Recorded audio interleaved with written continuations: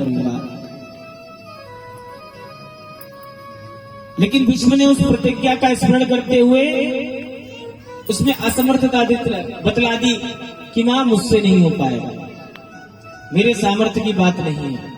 सूत जी ने कथा आगे बढ़ाते हुए कहा कि ऋषियों, सत्यवती को उसी समय अपने पुत्र वेदव्यास का ध्यान आया कि मेरा पुत्र है वेदव्यास, क्योंकि उनसे बढ़कर कोई कुलीन ब्राह्मण उस समय नहीं था।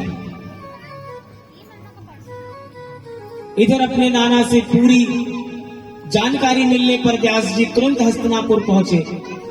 सत्यवती ने अब उनसे अपने वियोग के कारण बतलाए।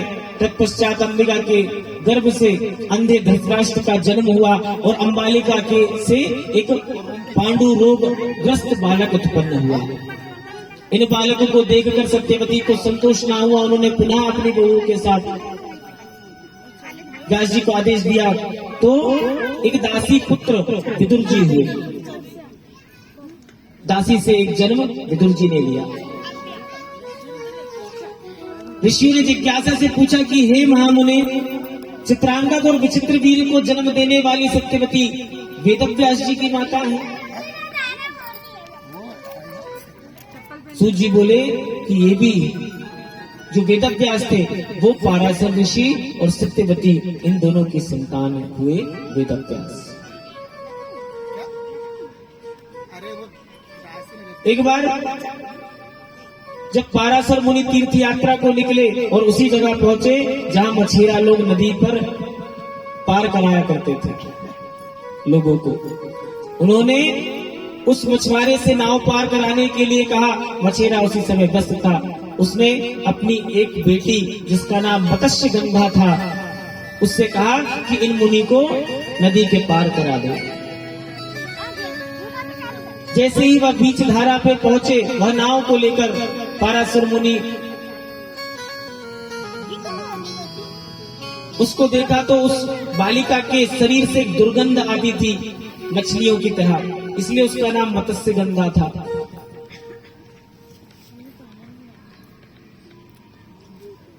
पाराशर मुनि ने उसे आशीर्वाद दिया कि तुम्हें एक तेजस्वी बालक होगा जिसका ना तो तुम्हें पालन करना पड़ेगा ना पोषण करना पड़ेगा, जिससे तुम्हारी जो ये दुर्गति है मत्स्य की, जैसे तुमसे जो दुर्गंध आती है वह भी दूर हो जाएगी।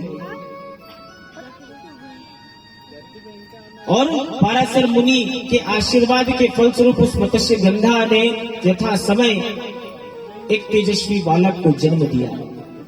द्वीप पर जन्म लेने के कारण उस बालक का नाम द्वीपायन हुआ और उसकी माता सत्यवती के नाम से विख्यात हुई। वेदव्यास जी का नाम द्वीपायन था। वेदव्यास जी जो थी, व्यास एक उपाधि होती है, कोई व्यक्ति नहीं है।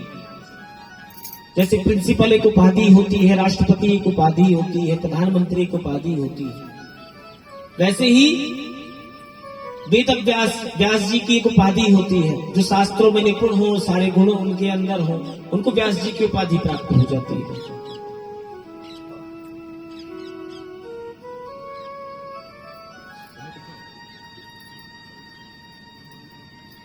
ठीक है। इसी प्रकार की भक्ति महाभारत में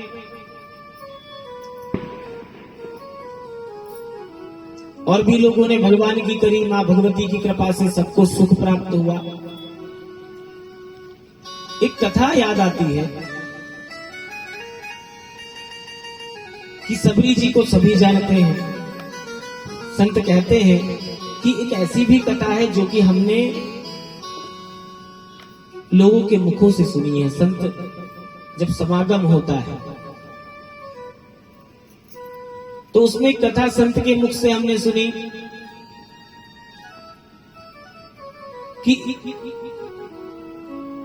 सबरी जी को जब उनके गुरुदेव ये कहकर चले गए कि तुमने मेरी जीवन पर्यंत बहुत सेवा करी है, तुम मुझसे क्या मांगना चाहती हो। तो सबरी जी ने कहा कि मैं आपसे क्या मांगूंगी।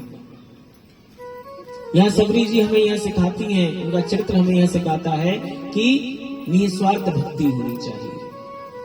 स्वार्थवश भक्ति तो सभी करते हैं, और खूब पंडित जी लोग खूब इधर उधर जाते हैं, अरे हमने ये स्वार्थ के कारण ये उपास किया था, ये पूरा नहीं हुआ महाराज, आपने बतलाया था हमको ऐसे उपास करो तो ऐसा होगा। कहीं ना कहीं हमारी त्रुटि रह जाती है, क्योंकि स्वार्थ हर जगह लगा है, मनुष्य हैं हम खैर।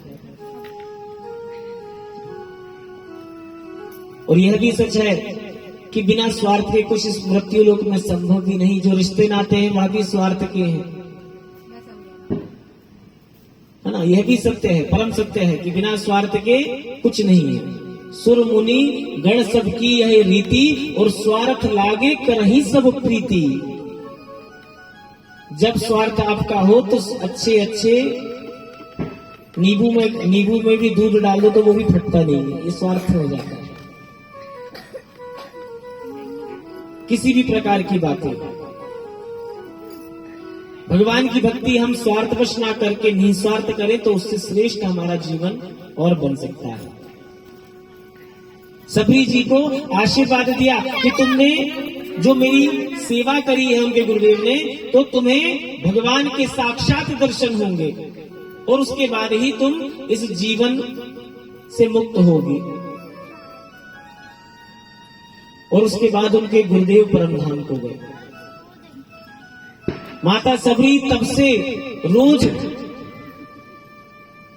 अपने आश्रम के रास्ते को निहारते रहती थी कि इसी रास्ते से मेरे राम आएंगे, इसी रास्ते से मेरे प्रभु आएंगे।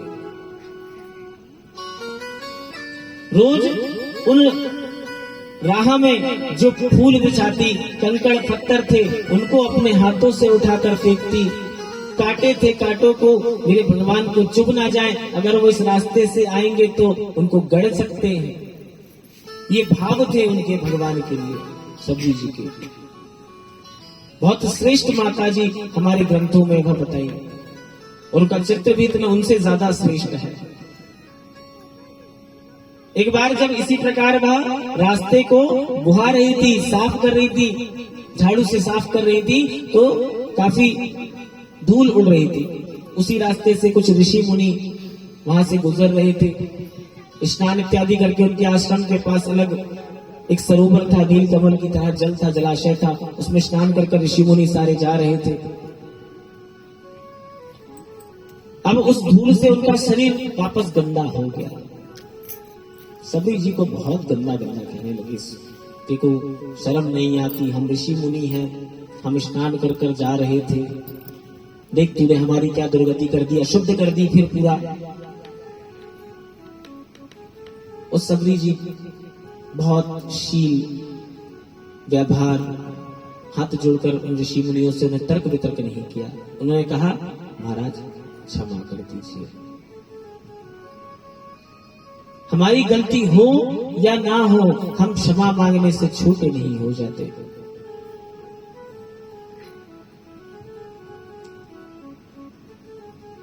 सबरी जी ने महाराज सभी ऋषियों से हाथ जोड़कर अपने ना किए हुए अपराध को की क्षमा मांगी।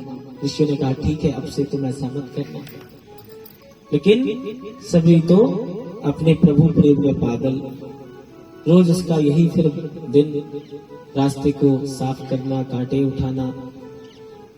दूसरे दिन फिर उन्हीं ऋषियों ने वापस रास्ते से वहीं जा रहे थे, फिर पूरी धूल उनके शरीर में लग गई।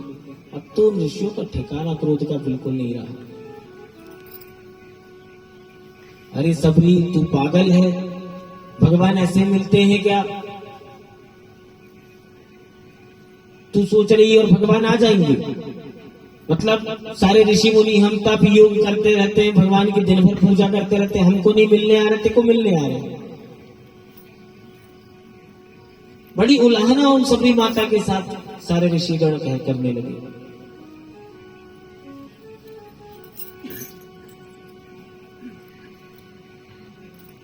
फिर हाथ जोड़कर सभी से क्षमा याचना उन सबरी माता ने मांगी कि ऋषियों, मुझे माफ कर दीजिए, मुझे क्षमा कर दीजिए, अब ऐसी कोई त्रुटि मुझसे नहीं होगी। ऋषिगण क्रोध कर वहां से चले गए। जब भगवान श्री रामचंद्र सबरी के आश्रम पर पहुंचे और भक्ति भाव के साथ उस सबरी के झूठे भेड़ भगवान ठाकुर जी ने हमारे खाए। चित्रकूट के घाट घाट